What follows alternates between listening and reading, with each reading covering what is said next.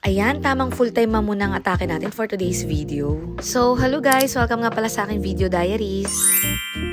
Medyo ngayon na nga lang ulit nakapag-post at nakapag-voice over. Alam nyo naman, busy-busy yan ng person. Bali, start na nga pala ng vacation leave ko. Kaya ayan, taong bahay muna ang atake natin mga sis. Sa totoo lang, 1 linggo na akong pahinga. Kaya lang feeling ko parang 1 buwan na ako nakatingga dito sa bahay. Medyo napaaga nga lang din yung bakasyon ko. Dahil alam nyo naman, baka mapanganak na naman tayo ng wala sa oras. Kaya ayan, kahit bali-balik na rin ko ang buong bahay, marami akong oras para maglinis. Si ate nga pala ang kasama ko sa bahay ngayon. Bali, spring vacation nila ngayon. Or yung mas tinatawag nila dito sa Japan na Haruyasumi. Si Fuego naman nasa Hoikuen. Kaya ayan, nakakakilos ako ng bonggang-bongga. Habang naglilinis nga ako, isinalang ko na rin yung mga winter jacket or yung tinatawag nilang jamba para pag tinabi ko malinis na. Tapos isusuot na lang ulit namin pag winter. O diba ang syala, para na naman kaming bagong lipat niyan. Paano naman kasi ito yung pinaka-hate ko sa lahat dahil spring na naman at syempre tamang tag-init na naman. Ilalabas ko na naman yung mga summer clothes namin. Tapos itong mga winter jacket namin, siyang itatabi ko na naman. O diba, ikaw ba naman manirahan sa 4 na season ng bansa? So anyways, lumabas na kami ni ate para mag-dryer ng mga jamba. At habang nakasala nga itong mga jacket, dumiretso naman kami sa Hoikuen para sunduin na si Fuego. O diba ang syala ng lifestyle namin dito? Bakasyon na pero busy pa rin ang atake.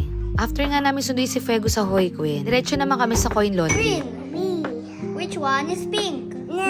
Which one is pink? Pink.